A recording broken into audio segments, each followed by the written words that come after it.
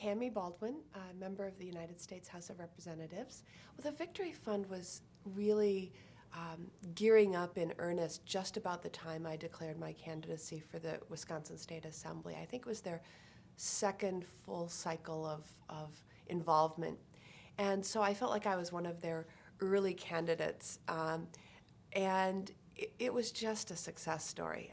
The organization was sort of at that level of maturity where they could make a really big difference in a state assembly race. I'm interested in having more people who are out and members of the LGBT community elected to office, appointed to office. I think it's healthy for the democracy when our legislative bodies reflect America. And right now, they don't. We're certainly not represented in the numbers that we are present in society. Having a seat at the table matters, and as there are more and more out gay, lesbian, bisexual, and transgender office holders, decision makers, policy shapers, we advance equality for our community and frankly for other oppressed and discriminated against minorities also.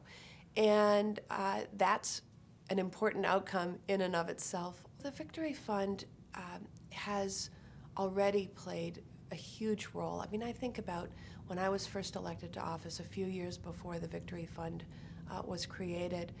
We had a conference of the openly gay and lesbian elected officials that we knew of in the world. And really it was a couple of dozen people who got together. And we could still call ourselves international because back in those early days we would have a member of the British Parliament or somebody from Canada would come. But more or less there were just a couple dozen openly gay or lesbian elected officials in the world. Victory Fund comes along and starts putting some rigor to how do we change that picture? How do we make it from dozens to hundreds, and in the future from hundreds to thousands?